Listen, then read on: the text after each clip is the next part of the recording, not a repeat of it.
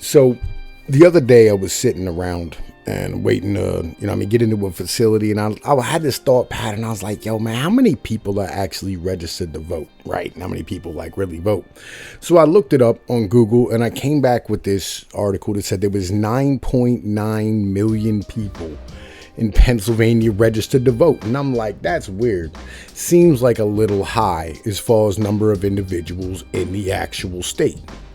Right. So I started looking it up, and I'm like, let me see what's going on here. Well, there's 12.8 million residents in Pennsylvania. That's 2020 numbers. There's 10.115 million adults. Okay. So that means out of 10.115 million, 9.9 million are registered to vote. That's less than 200,000 people aren't registered to vote. That's a very small percentage. Like usually it's about 70% are registered to vote, and only 60 or 70% of people vote. Something along these type of lines, right? So with that being said, 3.2% of my state in Pennsylvania is non-citizens, right? So that's a total of 410,880 individuals. And I was like, well, how many of these individuals are children? I went and looked that up, right? And it's 70,000 children. Okay. So what I did was I took, 10.115 minus 410,880, right? And I came out to 9.775 million individuals. Hang on, wait, that's not right. How is it that we can get to 9.775 million individuals, right? Well, actually, it was a little less than that. I added the 70,000 children immigrants back in, right? Just because, I want to be fair, you know what I'm saying? I want to be thorough about this, Make sure we hit all the steps of where we need to hit to. And I go, how is it 9.775 million eligible voters, right? But there's 9.9 million individuals registered to vote.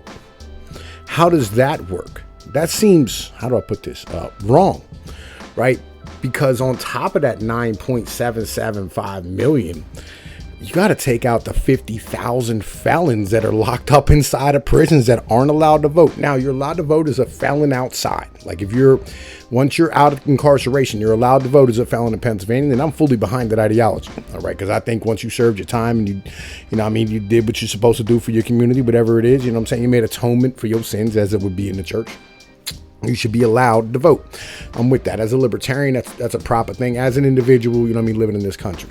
But that takes it down to 9.725 million when it comes down to it. Out of 9.9 million that are supposedly registered. That's nearly 200,000 individuals extra who don't exist. That's weird when it comes down to that's some strange stuff, right? Wouldn't that kind of put you on the level of where there might be some problems with this election? There might be an issue with voter fraud, and it's big enough that it might actually affect the elections, because the last one was determined by less than 50,000 votes. That's some strange stuff in a state like Pennsylvania, which is going to legitimately change the direction of the election. We're going to determine who's going to be the president of this state. And I don't like that ideology either.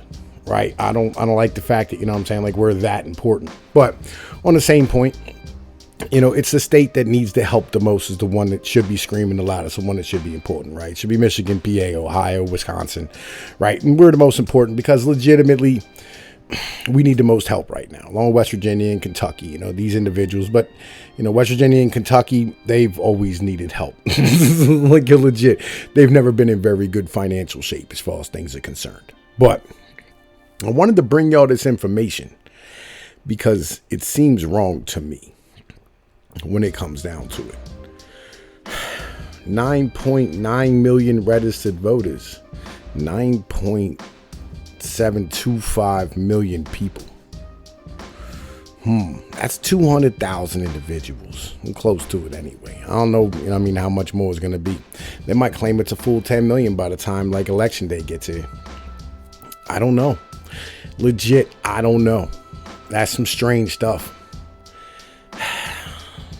Somebody should probably tell somebody about this. And this is why I'm making this video.